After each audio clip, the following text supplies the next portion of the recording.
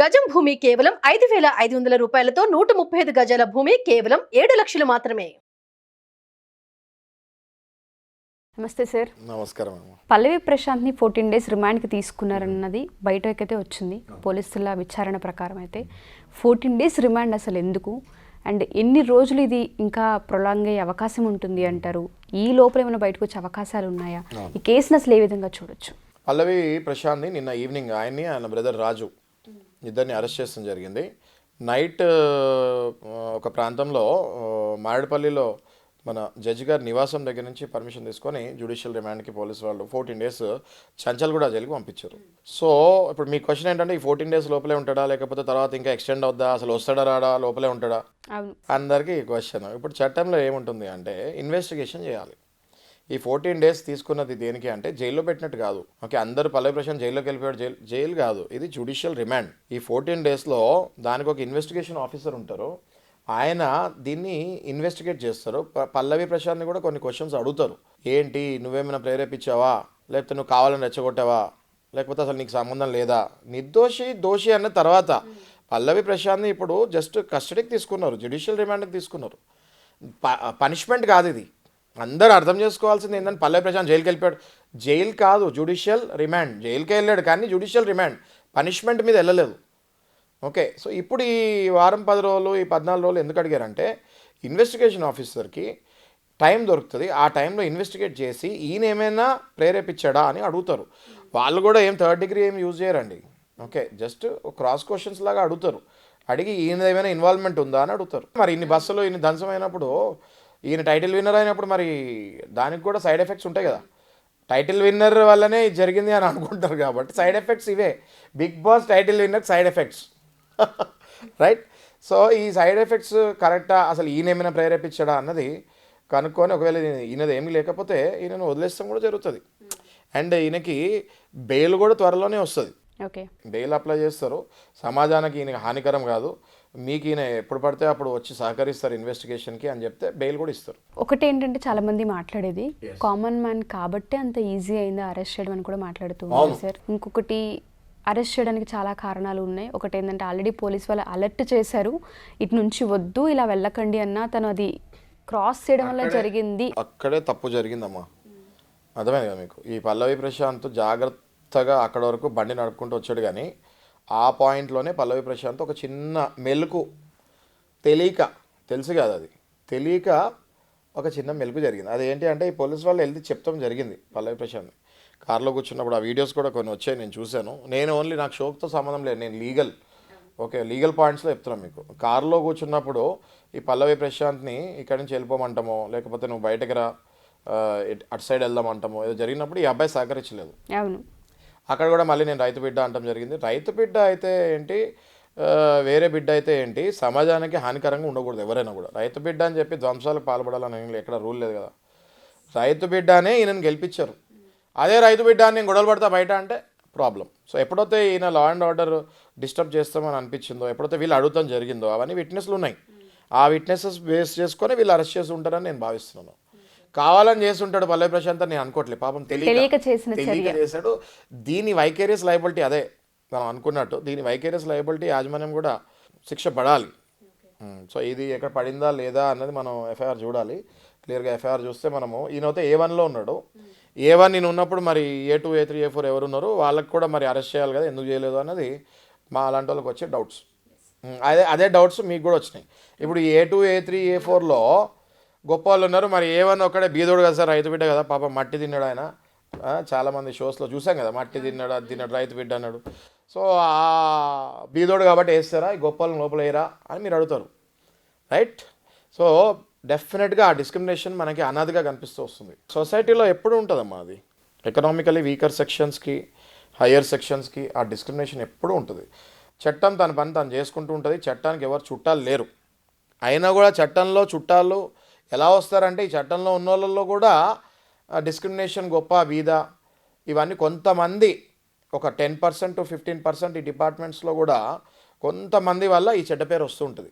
ఇక్కడ మనము 80 to 90% cover చేసుకున్నామనే చెప్పాలి సక్సెస్ఫుల్గా. ఈ మోడర్న్ జనరేషన్లో టెక్నాలజీ వల్ల ఎవరు పడితే వాళ్ళు తప్పులు చేస్తారు, ఎవరు తప్పు చేసినా టక్ మని వీడియోలో క్యాప్చర్ అవుతుంది, ఎవిడెన్స్ వెళ్ళిపోద్ది. అయితే ఇంకా కొంచెం మారాలి. ఐఎమ్ క్వైట్ షూర్ ఇంకొన్ని రోజుల తర్వాత మనం కూడా వెస్ట్రన్ కంట్రీస్ లాగా ఎవరికి డబ్బు ఉంది ఎవరికి డబ్బు లేదని చూడం.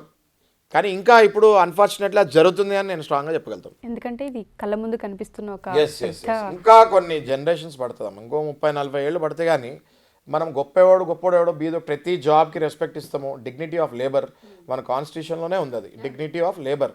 అంటే ఎవరు ఏ పని చేస్తున్నా కూడా మనం వాళ్ళకి రెస్పెక్ట్ ఇవ్వాలి. ఒక కార్ డ్రైవర్ అయితే ఇష్టం వచ్చినట్టు బిహేవ్ చేయలేము, ఒక ఆఫీస్లో ఆఫీస్ బాయ్ అయితే ఇష్టం వచ్చినట్టు బిహేవ్ చేయలేము.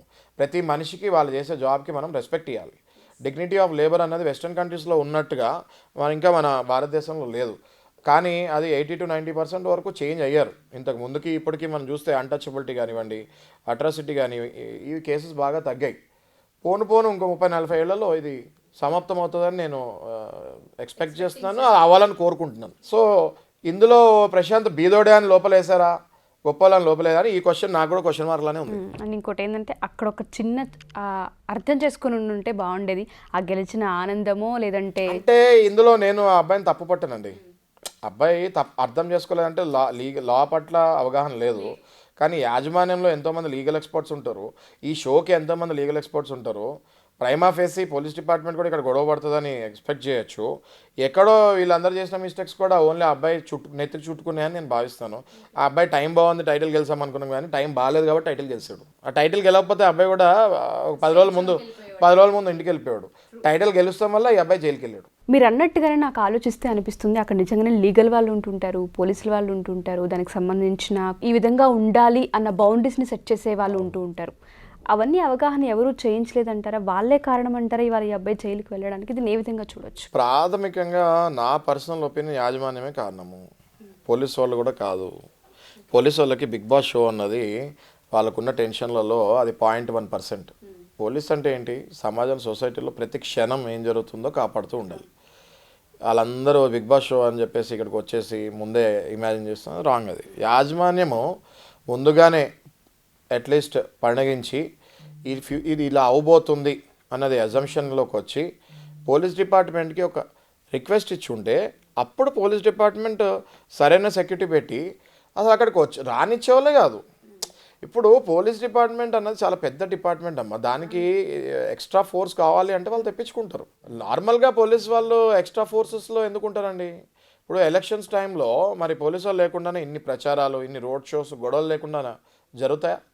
ఎంత పీస్ఫుల్గా జరిపారు ఇవన్నీ ప్రచారాలు ఇవన్నీ. మరి ఆఫ్టర్ ఆల్ 1,00,000 మందిని హ్యాండిల్ చేయలేరా పోలీసు వాళ్ళు? చేయగలుగుతారు. ఎవరు చెప్పాలి అది? ఈ 1,00,000 మంది వస్తారన్నది ఎవరు అజ్యూమ్ చేయాల్సిన వాళ్ళు ఎవరండి? యాజమాన్యమే. సింపుల్ కామన్ సెన్స్ అండి. షో నిర్వాహకులు యాజమాన్యం. ఈ యాజమాన్యము టీఆర్పీలు, రోజుకి ఎంత డబ్బులు వస్తున్నాయి, ఇవే కలెక్షన్ తప్ప. ఓకే, వీళ్ళు బయటకు వెళ్తే సొసైటీకి ఎంత ప్రాబ్లం అవుతుంది, ఎలా ఎవరెవరు ఈ ఆల్రెడీ వార్ నడుస్తూ ఉంటుంది. ఇలాంటి రియాలిటీ షోల్లో వార్లు నడుస్తూ ఉంటాయి.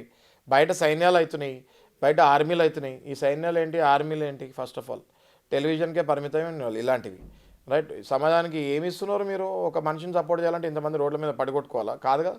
సో డెఫినెట్గా వైకేరియస్ లయబిలిటీ అని ఒకటి ఉంటుందమ్మా చట్టంలో. వైకేరియస్ లయబిలిటీ, తప్పు చేసినోడే తప్పు కాదు, తప్పు చేసినోడి వెనకాల ఎందుకు తప్పు చేయాల్సి వచ్చిందో వాళ్ళది కూడా ఈక్వల్గా అంతే తప్పు. ఈ సెక్షన్స్ ఏవైతే ఉన్నాయో యాజమాన్యం మీద కూడా పడాలి. అన్ఫార్చునేట్లీ పడినాయో లేవో మనకు తెలియదు, పడి ఉండకపోతే పడాలి. ఆ నిర్వాహకులు ఎవరైతే ఉన్నారో వాళ్ళు జాగ్రత్తలు తీసుకోకపోవడం వల్లే జరిగింది అని మీరు చెప్తున్నారు కాబట్టి 100%. ఉషా గారు మీకు ఒక ఎగ్జాంపుల్ ఇస్తాను నేను. ఓకే, పెద్ద పెద్ద మాల్స్ ఉంటాయి, పెద్ద పెద్ద థియేటర్స్ ఉంటాయి. ఓకే, దాంట్లో ఫైర్ ఎగ్జిట్లు ఇవన్నీ జాగ్రత్తలు తీసుకుంటారు, రైట్?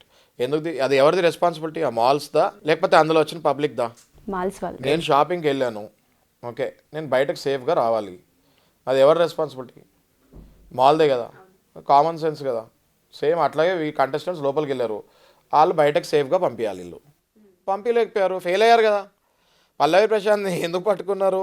ఆయనతో పాటు వీళ్ళని కూడా పట్టుకో. నేను పల్లవి ప్రశాంత్ని పట్టుకోవద్దు అనట్లేదు, ఆయన కూడా వెళ్ళమంటే అక్కడ ఆ చట్టంలో ఈయనకి తెలియదు 147, 148 పడుతుందని. కానీ తెలిసి చేసినా చట్టం తప్పే కాబట్టి లోపలికి వెళ్ళాల్సి వచ్చింది. కానీ వీళ్ళు ఏం చేస్తారు? లీగల్ ఎక్స్పర్ట్స్ ఉంటారు. ఇంత పెద్ద షోకి మాలాంటి లాయర్స్ ఉండరా? ఖచ్చితంగా ఉంటారు. వాళ్ళు ఏం చేయాలి? ఈ ఇష్యూస్ అయితే ఇట్లా ఉంటుంది, మీరు ఇటు నుంచి పంపించకండి, ఇటు నుంచి పంపించండి అని చెప్పాలి. చెప్పే ఉంటారేమో తెలియదు మనకి, వీళ్ళు వినకపోయి ఉండొచ్చు, తెలియదు మనకి. ఒకవేళ వినకపోయి ఉంటే డెఫినెట్గా వారి మీద వైకేరియస్ లయబిలిటీ మీద వాళ్ళ మీద కూడా ఈ సేమ్ సెక్షన్స్ అప్లికబుల్ అవ్వాలి. 147, 148, 149 రైట్స్కి వీళ్ళు కూడా అంతే బాధ్యులు. ఎవరండి ప్రశాంత్ పాపం ఒక చిన్న రైతు బిడ్డ, ఆయనకి ఇన్ని గొడవలు చేసే సత్తా కూడా ఉండదు, అంత కెపాసిటీ కూడా ఉండదు. ఎందువలన జరిగింది ఇది అన్నది ఆల్ ఓవర్గా చూసుకుంటే యాజమాన్యం కూడా 100% ఇందులో లయబిలిటీ ఉంటుంది వాళ్ళకు కూడా పనిష్మెంట్స్కి. ఏదైతేనేమి అబ్బాయి అయితే అరెస్ట్ అవ్వడం జరిగింది, జైలుకి కూడా తీసుకెళ్లారు. కాబట్టి చాలామందికి ఉండే ఆందోళన ఏంటంటే కామన్ పీపుల్ ఎవరైతే షోని చూస్తూ ఉంటారో తెలియకుండా ఒక క్వశ్చన్ ఉంటుంది సార్, జైలు శిక్ష పడింది కదా, ఇది సంవత్సరాల కొద్దీ ఉంటుందా, నెలల కొద్దీ ఉంటుందా, రోజుల్లో వచ్చేస్తారా, అసలు ఏ విధంగా ఉంటుంది, టైటిల్ గెలవడమే దురదృష్టమా అన్న పాయింట్ ఆఫ్ వ్యూ కూడా వస్తుంటుంది కామన్ పీపుల్కి. దీనికి సంబంధించి ఒక క్లారిటీ ఏమని ఇవ్వగలరు? మేనేజ్మెంట్ హారబుల్ కాబట్టి ఈ అబ్బాయి ఇవాళ జైల్లో కూర్చోవాల్సి వచ్చింది. 106 days ఈ అబ్బాయి కష్టపడి టైటిల్ గెలుచుకొని ఇప్పుడు బయటకు వెళ్ళి ఇప్పటి నుంచి నేను సెలబ్రిటీ లాగా మారాలి. గెలిచినంత మాత్రం సెలబ్రిటీ అయిపోడు కదా. గెలిచిన తర్వాత మళ్ళీ నిలదొక్కుకోవాలి. ఇండస్ట్రీలో మీకు తెలుసు కాంపిటీషన్ ఎట్లా ఉంటుందో, నిలదొక్కుకొని ముందుకెళ్తే కానీ ఒక గుర్తింపు రాదు. కరెక్ట్గా ఈ అబ్బాయికి ఇప్పుడే గెలిచి బయటకు వచ్చాడు, ఇవాళ రేపటి నుంచి స్టార్ట్ చేయాలి మళ్ళీ ప్రయత్నాలు. స్టార్ట్ చేసే టైంలో జైల్లో కూర్చున్నాడు. దీనికి రెస్పాన్సిబిలిటీ నా పర్సనల్ ఒపీనియన్ మేనేజ్మెంటే. మీరు అన్నట్టుగానే కెరియర్ స్టార్ట్ చేసే టైం ఇప్పుడే పాపం గెలిచి బయటకు వచ్చి ఈ టైంలోనే వెతుక్కునే ప్రాసెస్లో పబ్లిసిటీ డబుల్ అయింది అబ్బాయికి, కానీ కెరియర్ ఎలా వెళ్తుందో వేచి చూడాలి. ఏదైతేనేమో అబ్బాయికి జరిగిన నష్టం ఏదైతే ఉందో న్యాయస్థానాలు కానివ్వండి, యాజమాన్యం కానివ్వండి, అబ్బాయి వైపు కూడా చూసి మాట్లాడాలని ఆశిద్దాం సార్. ఏం జరుగుతుంది నెక్స్ట్ అనేది చూద్దాం. Thank you sir, thank you so much. నమస్తే.